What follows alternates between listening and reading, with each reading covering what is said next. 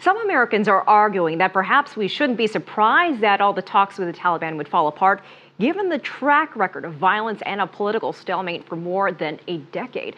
I want to bring in Kurt Volker. He is the executive director of the McCain Institute for International Leadership, and he is also a former U.S. ambassador to NATO. Kurt, first things first, U.S. military commanders have said that the only way to win this war is through negotiation. So why should there be any reason to trust the Taliban? I mean, can they be trusted at this point? No, well, trusted in a sense that we know what they want and we know what they're going to do to try to get that.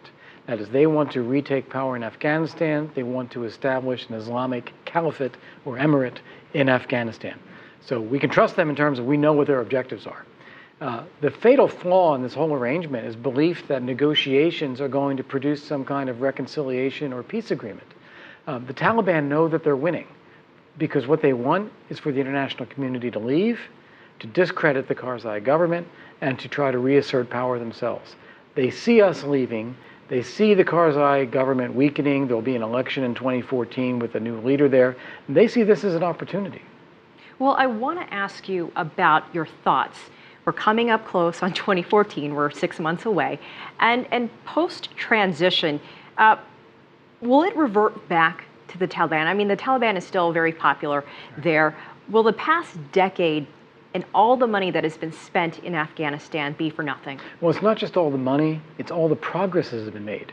And if you think about it, I mean, Afghanistan lost a generation to education, 20 years, no education. They lost women's rights and children's rights and things that they had before that. They lost an economy. Those things have gradually been coming back over the last decade, and we've seen tremendous progress: healthcare, education, economy, infrastructure, women's rights, children's ability to thrive in a country. That is now at risk, and that really is very dangerous. Now, what would the Taliban do? First, they want to control the country, and they want to reimpose an Islamist rule on the entire country. That's their goal. They made no bones about it. Clearly, at the same time, Afghanistan today is not the same Afghanistan that it was in 2001 before the U.S.-led invasion. So there have been changes. There's going to be some sustainability to change, but it will be under a very, very different framework. Let's take a look. We have about a minute and a half left. I want to get your thoughts on the timing of Karzai's decision to suspend talks. I mean, there's been much reported about his personality. Is this an overreaction on his part? Well, no. I think he has some very real and conflicting interests. He wants the government of Afghanistan to be in charge, and that can't be seen to be the case if the Taliban negotiates directly with the U.S. He wants the Taliban to reconcile into Afghanistan the way it is.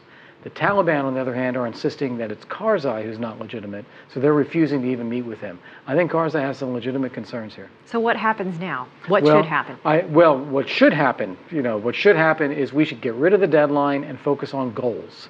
We need to see a stable Afghanistan that succeeds over the long term. That's going to take more time. All right. Kurt Volker, we appreciate your time and your perspective. Thanks for joining us on the show. Thank you.